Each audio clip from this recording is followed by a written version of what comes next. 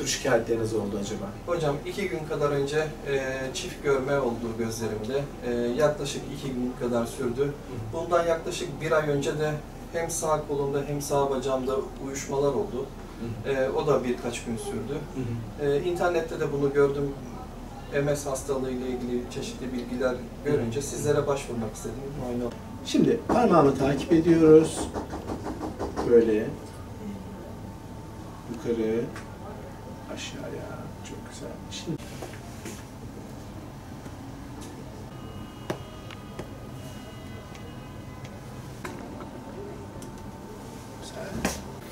multiple skleroz aslında vücudun kendi hücrelerine karşı saldırmasıdır. Yani kendi sinir hücrelerine karşı iletimi sağlayan miyelin kılıfına karşı saldırmasıdır. O yüzden demiyelizan hastalık olarak adlandırılmaktadır. Miyelin kılıfına karşı vücudun kendi hücreleri saldırır, orayı tahrip eder ve orada sinir hücresinin fonksiyonlarını bozar.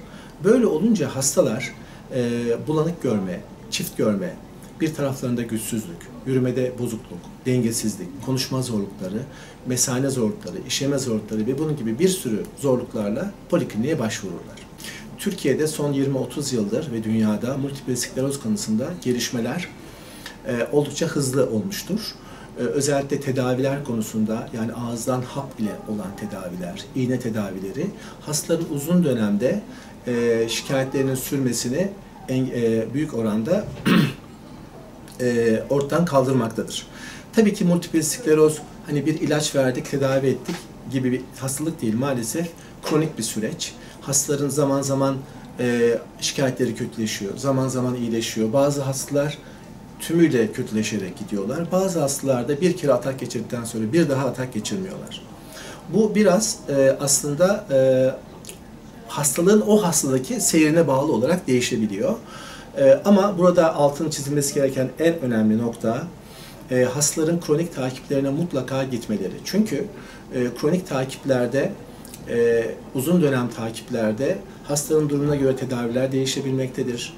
Hastalara fizik tedavi rehabilitasyon desteği verilebilmektedir. Gerekirse psikiyatristlerimiz tarafından, psikologlar tarafından antidepresan tedaviler ve terapi yaklaşımları gösterilebilmektedir. Çünkü multiple skleroz birden çok branşın yaklaşması gereken bir hastalıktır. Yani ana yönetici nöroloji uzmanıdır ama aynı zamanda ihtiyaç duyduğumuzda fizik tedavi uzmanları, psikiyatristlerden de biz destek alabiliyoruz.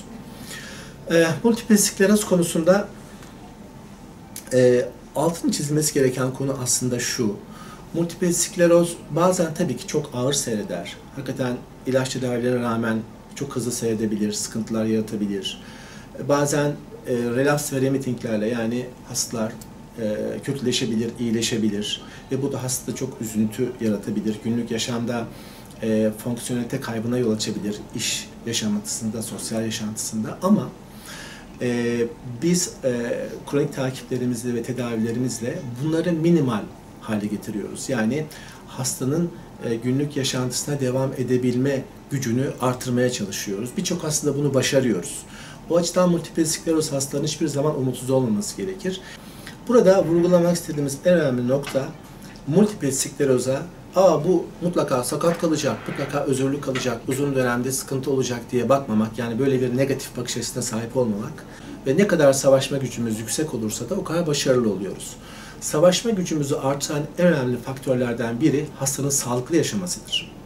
Yani bir hasta multiple skleroz olduğunda biz ona diyoruz ki, bak, yapabildiğin ölçüde egzersiz yap. Yani fizik tedavi uzmanı ve fizyoterapistlerin öngördüğü, sana önerdiği egzersizleri mutlaka yap. Yapabiliyorsan yürüyüşünü yap, yapabiliyorsan aktif spor yap eğer yapabilme yetkisine sahipsen. Mutlaka dengeli beslen. Un ve şekerden uzak dur. Çünkü bunlar kronik inflamasyon yaratabiliyorlar. Bunun dışında hastanın stres faktörleri çok önemli. Stresten uzak kalmasını, mümkünse depresyona girmemesini sağlamaya çalışıyoruz. Çünkü bağışıklık sistemimiz için bunlar çok önemli. Yani beslenme, spor, egzersiz ve hastanın moral faktörleri çok önemli.